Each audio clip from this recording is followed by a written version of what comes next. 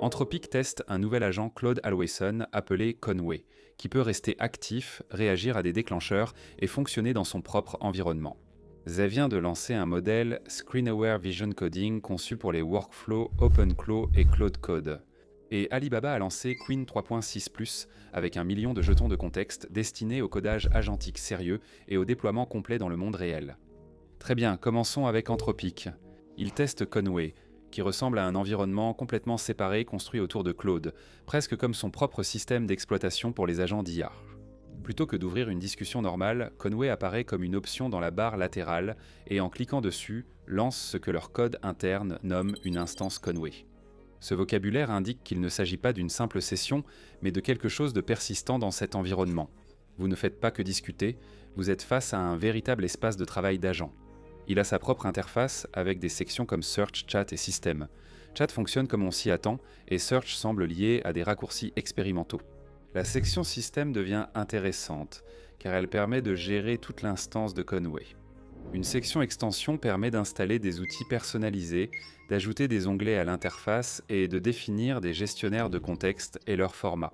Il s'agit de ce qu'on appelle des fichiers CNW-zip, qui ressemblent en gros à Anthropic. Ils créent leur propre écosystème d'extensions, type App Store, où les développeurs proposent des outils dédiés à cet environnement. Cela change la donne. Maintenant, Claude n'est plus juste un modèle pour discuter, mais une plateforme à laquelle d'autres outils se connectent avec des connecteurs et outils. Le système affiche les clients connectés et les outils qu'ils exposent, ce qui signifie que Conway peut s'intégrer directement avec des systèmes externes. Il y a même un interrupteur qui permet à Claude, fonctionnant dans Chrome, de se connecter directement à Conway, donc maintenant votre navigateur fait partie de la boucle de l'agent. Et c'est là que ça devient sérieux. Il y a tout un système de webhook intégré à Conway. Il vous fournit des URL publiques que des services externes peuvent appeler. Et quand cela arrive, l'agent se réveille. Conway n'attend donc pas que vous l'ouvriez.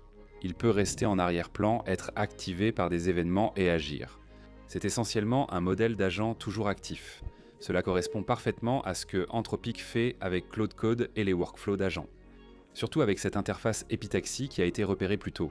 Il y a des références à Epitaxi à l'intérieur de Conway, et il semble que ce soit la couche de contrôle pour gérer ces agents.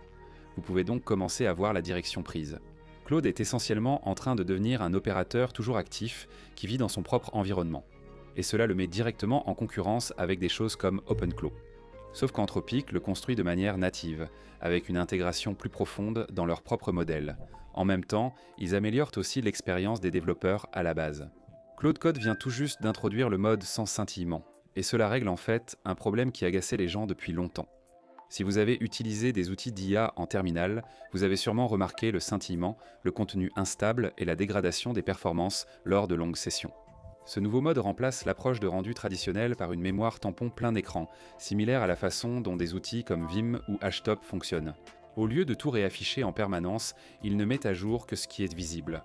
Cela supprime le scintillement et stabilise CPU et mémoire, même sur de longues discussions ou flux de travail multi-agents. Ils ont aussi ajouté une nouveauté inattendue. En plus de cela, il y a une prise en charge complète de la souris. Vous pouvez cliquer pour positionner votre curseur au lieu d'utiliser les touches fléchées.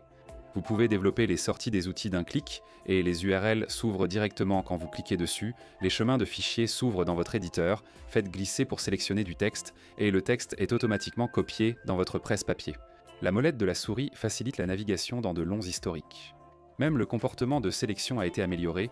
Un double clic sélectionne des mots, un triple clic sélectionne des lignes entières, et dans les terminaux qui prennent en charge des protocoles avancés comme KIDI ou Westterm, Ctrl+C copie au lieu d'annuler la sélection. Ainsi, le terminal commence maintenant à se comporter davantage comme une interface graphique, ce qui abaisse le seuil d'entrée pour les développeurs qui ne veulent pas subir les frictions de la ligne de commande. Vous l'activez avec une seule variable d'environnement, Cloud Code NoFlicker égale à 1, ou vous l'ajoutez simplement à la configuration de votre shell. C'est arrivé avec la version 2.1.88. C'est encore expérimental, même si la plupart des utilisateurs internes le préfèrent déjà. Il y a quelques compromis. Les raccourcis de recherche natifs comme commande plus F peuvent fonctionner différemment et certains comportements doivent être adaptés. Globalement, c'est une avancée pour rendre les outils de codage IA plus fluides et stables en usage réel. Maintenant, alors qu'Anthropic s'engage davantage dans les agents et les outils pour développeurs, Zai aborde cela sous un angle différent. Ils viennent tout juste de lancer le GLM 5V Turbo, Et en gros, c'est un modèle d'IA conçu pour analyser ce qui se trouve à l'écran et le comprendre suffisamment bien pour aider à accomplir de vraies tâches. L'idée principale, de nombreux modèles d'IA analysent des images ou écrivent du code, mais il est difficile d'en avoir un performant dans les deux domaines simultanément. D'habitude, quand un aspect s'améliore, l'autre devient moins performant. Un modèle peut être bon pour décrire ce qu'il voit, mais ensuite avoir du mal à transformer ça en code utile ou en action concrète. Vous avez dit que ce modèle est conçu pour gérer les deux en même temps. Donc au lieu de regarder une capture d'écran, de la transformer en une description textuelle approximative, puis de raisonner à partir de ça, GLM5 V-Turbo est censé comprendre l'entrée visuelle de façon plus directe. Cela inclut images, vidéos, mises en page UI, maquettes de design et documents complexes. C'est important car, en réalité, le travail n'arrive pas sous forme de texte clair. Il se présente sous la forme d'un écran cassé, d'un PDF désordonné, d'une mise en page étrange, d'une capture d'écran, d'un bug ou d'un enregistrement de ce qui s'est mal passé en coulisses. Oui, il y a de la vraie technologie ici, d'Isaïe. Il utilise l'encodeur visuel Cogvit pour préserver les détails visuels et la structure de la mise en page, ainsi que MTP, ou la prédiction multi-token pour accélérer et mieux gérer les sorties longues. En termes simples, il est conçu pour voir clairement, réfléchir plus vite et rester utile quand la tâche prend de l'ampleur, et ces tâches peuvent vraiment devenir considérables. Le modèle prend en charge une fenêtre de contexte de 200 000, ce qui lui permet de gérer d'énormes quantités d'informations en même temps, y compris de longs documents, de grandes bases de code et des flux de travail visuels ou vidéo étendus. Zé affirme également avoir entraîné le modèle sur plus de 30 tâches en même temps, incluant le raisonnement STEM, l'ancrage visuel, l'analyse vidéo et l'utilisation d'outils. Le point pratique est simple. Ils veulent le rendre performant sur toute la chaîne, pas seulement une partie. Au lieu d'une IA qui reconnaît seulement ce qui est à l'écran ou écrit du code isolément, ils veulent une IA capable d'observer, comprendre, décider de la suite et aider à la réaliser. C'est pourquoi il est mis en avant pour les flux de travail d'agents. Optimisé pour OpenClaw, il fonctionne dans des environnements visuels réels, aide à la configuration, analyse l'écran et réalise des tâches proches de celles effectuées par les utilisateurs sur ordinateur. Il fonctionne aussi avec Claude Code, permettant à un développeur de montrer une capture d'écran d'un bug, d'une interface défaillante ou d'une ébauche de fonctionnalité. Le modèle peut alors proposer du code selon ce qu'il voit. Ce flux de travail est plus naturel car il reflète la façon dont les gens travaillent vraiment.